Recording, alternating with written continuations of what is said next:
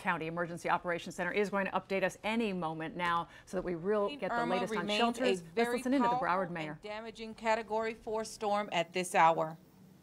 This storm is very dangerous, and we expect extensive property damage, flooding, and widespread power outages will occur. At this time, Broward remains under a hurricane warning, and portions of Broward remain under a storm surge warning.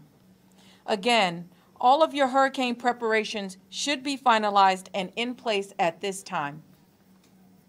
We expect the first tropical storm force winds to arrive in Broward County tomorrow afternoon, with hurricane force winds of 100 miles per hour or stronger arriving by early Sunday morning. Tornadoes are possible tonight as the first feeder bands of the storm come on shore in Broward County. The National Weather Service expects Irma to bring 10 to 5 inches of rain. The first squalls to hit our area will be gusty. Impacts will include structural damage to homes and buildings, total destruction of mobile homes, and escape routes and secondary roads will be flooded. Our flood control systems may be compromised. We are asking you to please stay off the roads if it is not necessary. Earlier today and yesterday, we have asked for residents to not place bulk pickup items on the side of the road as cities have been sweeping the streets all night and up till today. We continue to see people placing bulk items on the road. We are asking you to please stop that. We have these items on the side of the road, and bulk pickup has stopped, and they will become projectiles during the storm. We are asking you to please do not place any more bulk items on the side of the road. Residents that are affected by flooding can add information on their personal social media through a partnership between Urban Risk Lab and MIT and Broward County. Once the reports are generated, we will be able to gather information and create a publicly available map in real time and allow those who are in flooded areas to travel safely if they need to and to understand what the risks are around them. This type of information will assist us with assessing damage in real time during the storm event and help prioritize response efforts after the storm. All areas east of Federal Highway have been evacuated. All bridges are now in a lockdown position in order to assist emergency and recovery vehicles. 14 shelters are currently open, and the shelter population now stands at 8,770. We have 7 shelters that are at capacity, and we will be opening 4 additional shelters beginning at 6 p.m. tonight.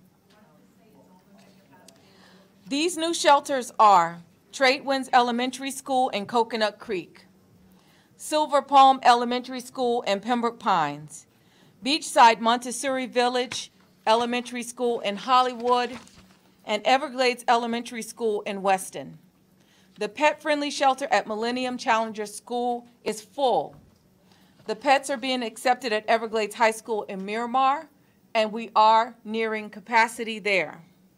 We will keep you posted as to whether we are opening another pet-friendly shelter later on this evening. Their open shelter locations are posted on broward.org/hurricane. If you believe that you qualify for special needs shelter services and are not already registered, you are running out of time. You must call 311 within the next hour if you need assistance. By order of the governor, all schools in Florida are closed on Monday, September the 11th. Power outages from high winds and flooding is anticipated, and FPL outage and restoration information is available by calling 1-800-4-OUTAGE or 1-800-468-8243. This number may be used to report down power lines. The last flight is expected to depart Fort Lauderdale Hollywood International Airport at 7:45 p.m. tonight. The airport garages are full. The value parking lot is closed. If you are traveling, please check with your airline or cruise line for up-to-date information, and do not plan to park in the garages. The airport will be closed on Saturday and Sunday. Port Everglades is closed, but fuel deliveries will continue as the weather permits. Broward County Transit will stop at 1 a.m. on Saturday morning. The Broward County Emergency Hotline is open 24 hours, 7 days a week to assist you. Call 311 in Broward or 954-831-4000. As of this hour, the hotline has assisted nearly 16,000 residents since Tuesday. Please understand that when you call, there may be a wait. You do not have to hang up. Stay in line.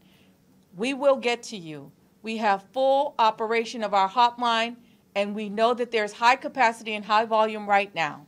Please be patient. To stay informed, please continue to watch the media updates and visit broward.org/hurricane for the latest updates. Twitter at Ready Broward as well, Facebook at Broward EMD. Or you can join our Alert Broward system and you can get text messages as we update. I have with me again FPL, and I'm going to ask them to come up and make remarks. Ms. Juliet Rulak. Thank you, Mayor. Good afternoon, everyone. As the storm grows closer in time, we are all getting more anxious. And I wanted to address some concerns that we've been hearing from our customers. We've gotten calls that they have heard that FPL will be turning off our power before the storm. I am here to assure you that that is not the case. There will be some planned plants that will be turned off. However, there is ample supply to support our customers through the storm. This is normal planned protocol for us, and I wanted to assure each and every one of you that there is enough power to take us through the storm until it becomes impossible to do so due to storm conditions. I also wanted to tell you that as this outage goes, you've heard the mayor indicate that we do estimate that this outage could affect as many as 4.1 million of our customers. And that is because, again, of the size and magnitude of the storm. We want to be upfront about that so that there are no surprises. And we've continued to ask you to prepare and have yourself in a position that you will be able to withstand this storm. That being said, we also anticipated this for some time and have made several planned preparations to assure that we will be able to restore the power as soon as possible. One of the things we've talked about and mentioned is the debris and the limbs and trees that are going to be damaged during the storm. This will also create impediments for our restoration vehicles to go out. So we must understand that these have to be cleared and before our workforce is able to go and manage that. So that is also something we need to anticipate. But again, we're prepared for that. And we will be helping in many of our areas to move this debris and obstacles so all of the emergency and community personnel and FPL personnel, as well as contractors, will be able to go out and restore the power. We will work 24/7. We're manned to do so.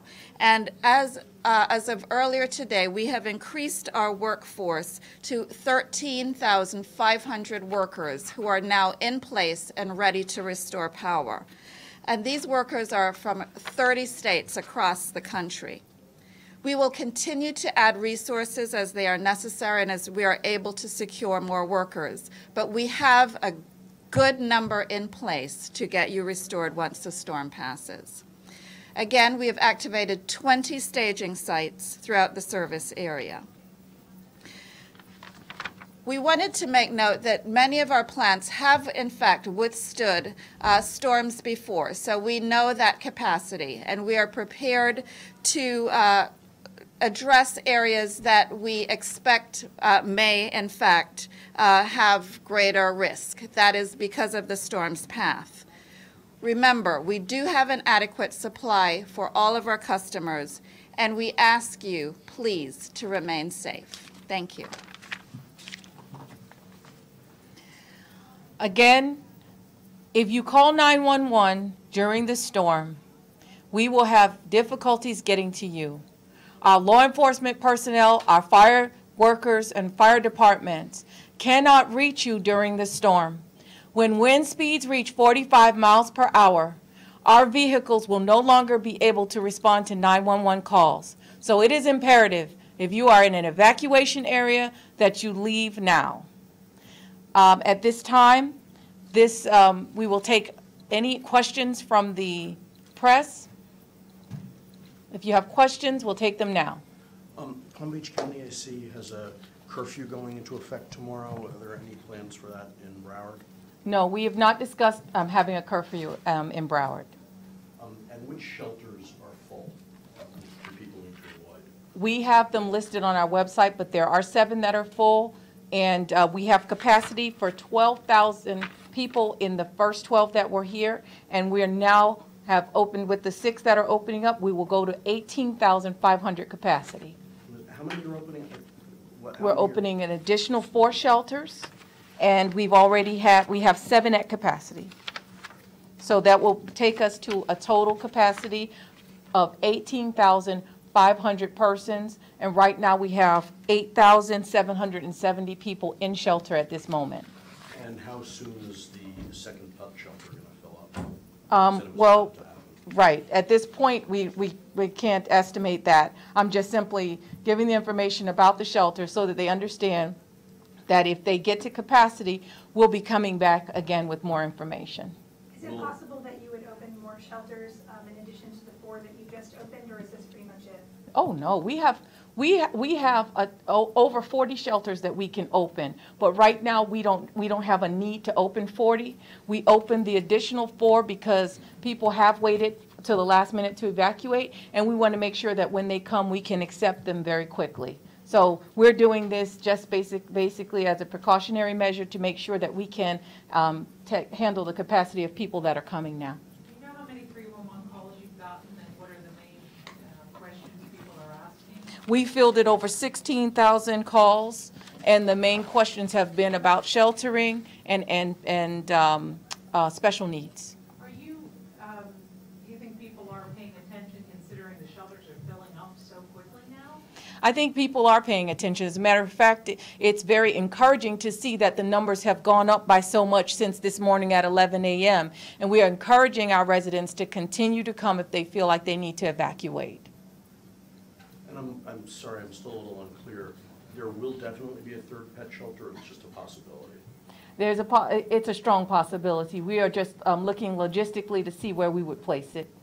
And again, like I said before, when we set up a shelter for animals, we do the same process. We have to have security, we have to have our people there, and we have to have the appropriate equipment to handle them and to keep the pets humanely safe during the storm. Okay, with that, I'll conclude this press conference.